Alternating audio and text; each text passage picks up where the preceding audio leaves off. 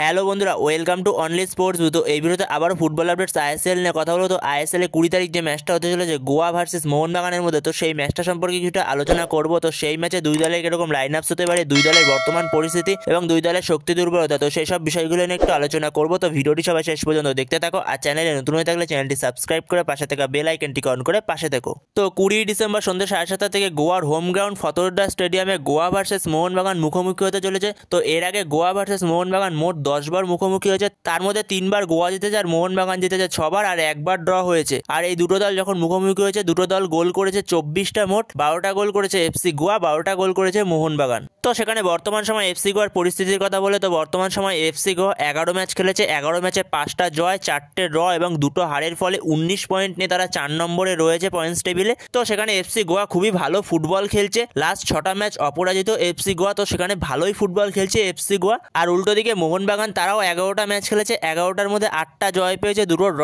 করেছে এবং 1টা হেরেছে। তো সেই জায়গায় মোহনবাগানের পয়েন্ট হলো 26, তারা বর্তমান সময় 1 নম্বরে রয়েছে পয়েন্টস টেবিলে 26 পয়েন্ট নিয়ে। তো সেখানে মোহনবাগানের কাছে খুবই সুবর্ণ সুযোগ মোহনবাগান এই ম্যাচটা জিতে 1 নম্বর স্পটটা পাকা করে রাখার জন্য, কারণ এই ম্যাচটা যদি মোহনবাগান জিতে যায় গোয়া ম্যাচটা, তাহলে মোহনবাগানের কাছে 5 পয়েন্টের ডিফারেন্স হয়ে যাবে ব্যাঙ্গালোরের থেকে, কারণ ব্যাঙ্গালোর রয়েছে 24 পয়েন্টে, মোহনবাগান রয়েছে 26 পয়েন্টে, অলরেডি 2 পয়েন্টের ডিফারেন্স রয়েছে। আর এই ম্যাচটা জিতে গেলে মোট 5 পয়েন্টের ডিফারেন্স হয়ে যাবে মোহনবাগানের। মোহনবাগান ব্যাঙ্গালোরের থেকে একটা ম্যাচ কম খেলেছে, একটা ম্যাচ কম খেলে 11 ম্যাচে 26 পয়েন্টে রয়েছে। তো সেখানে মোহনবাগান এই ম্যাচটা খেললে 12 ম্যাচ হয়ে যাবে, 12 ম্যাচে মোহনবাগানের পয়েন্ট গিয়ে দাঁড়াবে 29 পয়েন্ট। তো সেখানে মোহনবাগান 5 পয়েন্টের ডিফারেন্সে চলে যাবে। ব্যাঙ্গালোরের ম্যাচ রয়েছে এরপরে 28 তারিখ, তার আগে মোহনবাগানেরও ম্যাচ রয়েছে 26 তারিখ পাঞ্জাবের সঙ্গে নেক্সট ম্যাচ। তো তারপরে যদি পাঞ্জাব ম্যাচটাও মোহনবাগান জিততে পারে, তো সেখানে মোহনবাগানের কাছে প্রায় 8 পয়েন্টের ডিফারেন্স হয়ে যাবে ব্যাঙ্গালোরের ম্যাচ আসা আগে পর্যন্ত। তো সেখানে মোহনবাগানের কাছে সবথেকে বড় টার্গেট গোয়া ম্যাচটা জিতে রাখা মোহনবাগানের জন্য খুবই গুরুত্বপূর্ণ লিগ শিল্ডের জন্য।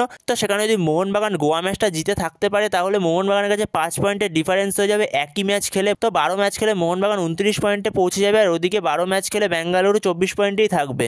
তো সেখানে বর্তমান সময় দুই দলের শক্তিশালী ও দুর্বল দিকের কথা যদি বলা যায়, তো সেখানে বর্তমান সময় এফসি গোয়া 11 ম্যাচ খেলে তারা গোল করেছে 21টা এবং গোল খেয়েছে 15টা। তো সেখানে এফসি গোয়ার অ্যাটাক যথেষ্ট ভালো, যেখানে আরমান্দু সাদিকুর মতো প্লেয়ার রয়েছে এফসি গোয়ার অ্যাটাকে, যে দুরন্ত ফর্মে রয়েছে এই সিজনে। তো সেখানে আরমান্দু সাদিকুর মতো প্লেয়ার রয়েছে যে এই সিজনে অসাধারণ খেলছে এফসি গোয়ার জার্সিতে। তো সেখানে এফসি গোয়ার অ্যাটাকও খুব শক্তিশালী, তার সাথে এফসি গোয়ার ডিফেন্স সেটাও ঠিকঠাকই রয়েছে। তো সেখানে এফসি গোয়ার ডিফেন্স 11 ম্যাচে 15টা গোল খেয়েছে, তো সেখানে ঠিকঠাকই রয়েছে ডিফেন্স, খুব একটা নড়বড়ে নেই ডিফেন্স। তো সেখানে এফসি গোয়ার ডিফেন্সটাও শক্তিশালী রয়েছে। তো সেখানে খুবই হাড্ডাহাড্ডি একটা লড়াই হবে এই ম্যাচটায়, যেখানে উল্টো সাইডে মোহনবাগান তারাও 11 ম্যাচে 22টা গোল করেছে এবং 10টা গোল খেয়েছে, যেখানে মোহনবাগানের ডিফেন্সটা শক্তিশালী। তো যেখানে মোহনবাগানের ডিফেন্স লাস্ট 7 ম্যাচে কোনো রকম ওপেন প্লে থেকে গোল খায়নি। তো মোহনবাগানের এই ডিফেন্স আগের দিনের কেরালা ব্লাস্টার্স এফসি ম্যাচের আগে 7খানা ম্যাচ কোনো ওপেন প্লে থেকে গোল খায়নি, যথেষ্ট শক্তিশালী ডিফেন্স মোহনবাগানের ডিফেন্সও। কিন্তু আগের দিনে একটু সমস্যায় পড়েছিল মোহনবাগানের ডিফেন্সটা, তো সেখানে মাঝে মধ্যে একটু আধটু ভুল হতেই পারে। তো সেখানে আগের দিন একটু সমস্যায় পড়েছিল মোহনবাগানের ডিফেন্স।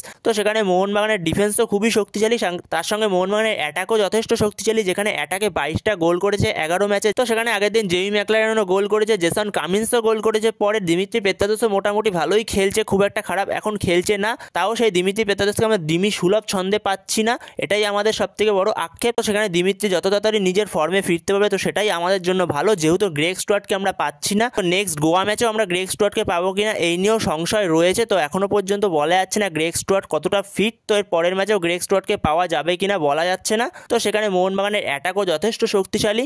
তো সেখানে মোহনবাগানের বিরুদ্ধে মনোলো মার্কুয়েজ রোকা সে কিরকম ফরমেশনে যেতে পারে, তো সেখানে মনোলো মার্কুয়েজ রোকা তো সে 4-2-3-1 ফরমেশনে যেতে পারে, যেখানে গোলে স্টার্ট করবে ঋত্বিক তিওয়ারি, 4 জন ডিফেন্সের মধ্যে লেফট ব্যাক হবে আকাশ সাংবাম, রাইট ব্যাক হবে বরিস সিং, আর 2 জন সেন্টার ব্যাক হবে, একজন ওডেই আর একজন হলো সন্দেশ জিঙ্গান, আর 2 জন সেন্টার মিডফিল্ডার, একজন কার্ল ম্যাকু আর একজন সৌরভ তাভোরা, আর লেফট উইং থেকে ড্রেজান ড্র্যাজিক, আর রাইট উইং থেকে উদান্তা সিং, আর মাঝখানে নম্বর 10 হলে অজয় ছেত্রী, আর ওপরে একজন নম্বর 9 স্ট্রাইকার আরমান্দো সাদিকু। তো মোহনবাগানের বিরুদ্ধে এফসি গোয়ার মনোলো মার্কুয়েজ রোকার এরকমই প্লেইং 11 হতে চলেছে। তো এরপরে মোহনবাগানের কোচ মরিনা সেও 4-2-3-1 ফরমেশনে যেতে পারে এফসি গোয়ার বিরুদ্ধে, যেখানে গোলে স্টার্ট করবে ভিশাল কাই, 4 জন ডিফেন্সের মধ্যে লেফট ব্যাকে সুভাশিস দেবাশিস বোস, রাইট ব্যাকে আশিস রায়, আর দুজন সেন্টার ব্যাক হবে একজন আলবার্টো রড্রিগেজ আর একজন টম অ্যালরেড, আর দুজন সেন্টার মিডফিল্ডার হবে একজন আপুয়া আর একজন অনিরুদ্ধ থাপা। তো অনিরুদ্ধ থাপার জায়গায় সাহাল আব্দুল সামাদ সেও স্টার্ট করতে পারে, যদি ওপরে গ্রেগ স্টুয়ার্ট স্টার্ট না করে তো সেই জায়গায় সাহাল আব্দুল সামাদ স্টার্ট করতে পারে অনিরুদ্ধ থাপার জায়গায়। তো সেখানে যদি গ্রেগ স্টুয়ার্ট পুরোপুরি ফিট থাকে আর গ্রেগ স্টুয়ার্ট যদি স্টার্ট করে তো সেখানে সেই জায়গায় অনিরুদ্ধ থাপা স্টার্ট করবে ওই জায়গাটায়। মেনলি আপুয়া একটু ডিফেন্সিভ রোলে খেলবে আর অনিরুদ্ধ থাপা একটু ওপর দিয়ে খেলবে, আর যদি অনিরুদ্ধ থাপা সে যদি স্টার্ট না করে তো সেখানে সাহাল আব্দুল সামাদ সেও মেনলি ওপর দিয়েই খেলবে, একটু সেন্টার মিডফিল্ডারের কাজটা সে করবে